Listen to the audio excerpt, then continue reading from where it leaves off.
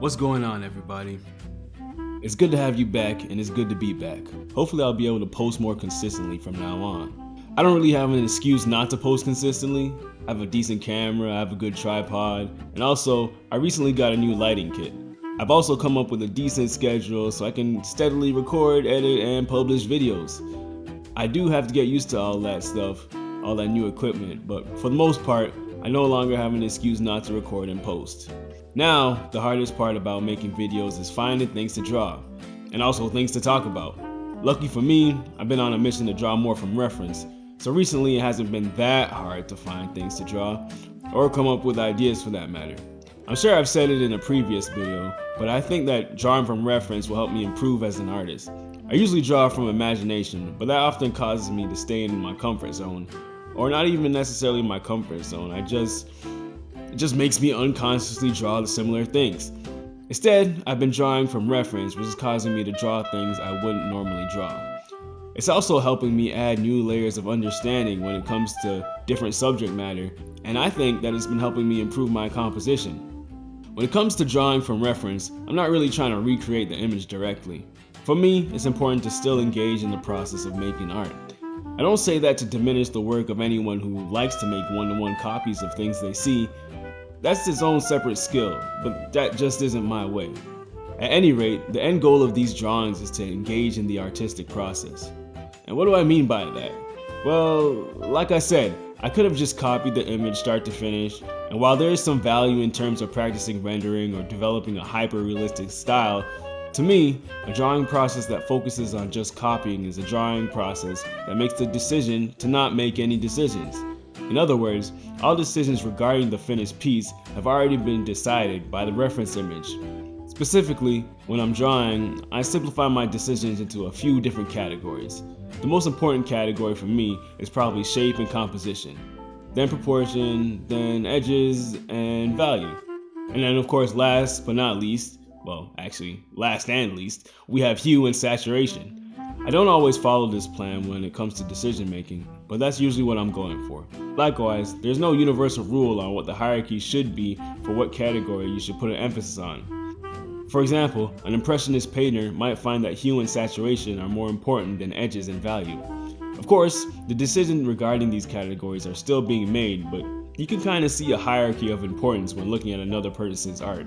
I will say this though, composition is the backbone of what makes a work of art good. And good is probably too strong of a word. Maybe visually pleasing is a better sentiment. An artist can choose any subject matter under the sun and paint it in any which way, but good composition will ensure that the final piece comes out at least okay.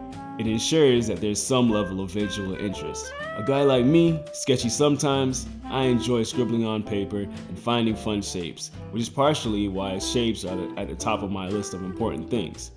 Besides from my enjoyment of scribbling fun shapes, I think it's interesting when artists have geometric themes scattered throughout their paintings that really show and describe the object or objects that the viewer is looking at.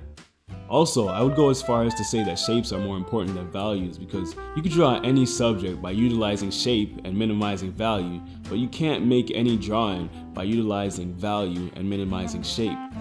As of right now, I naturally put less of an emphasis on composition, but it's been something I've been wrestling with trying to improve for a while now. In any case, I thought it'd be cool to look at some artists and see what decisions they made in their art, whether passively or not.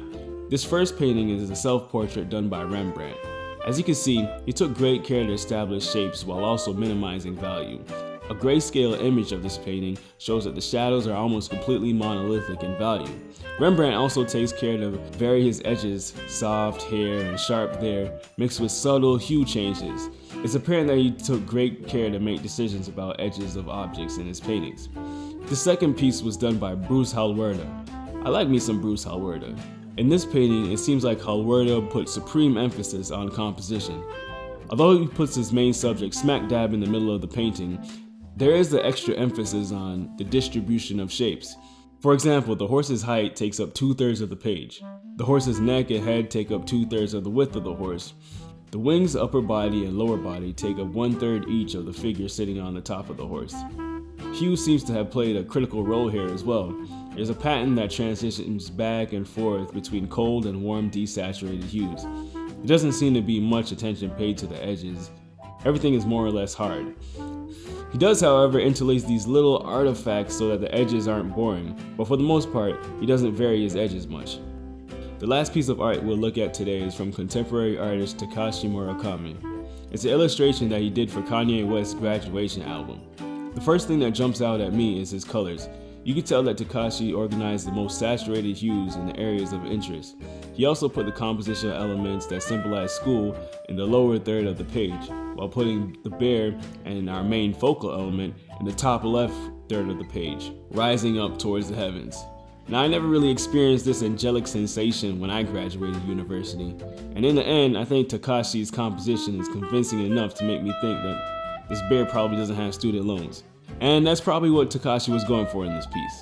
Anyway, by now you could tell that the decisions that are being made in a painting have profound effect on the end result of a piece of art.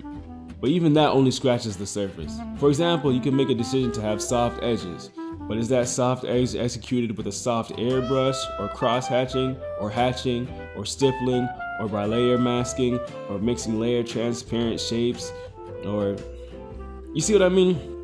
And there's no reason why you have to stick to one type of soft edge. And of course, you can always mix in some hard edges as well to create visual interest or direct the viewer's eyes to a certain part of the painting.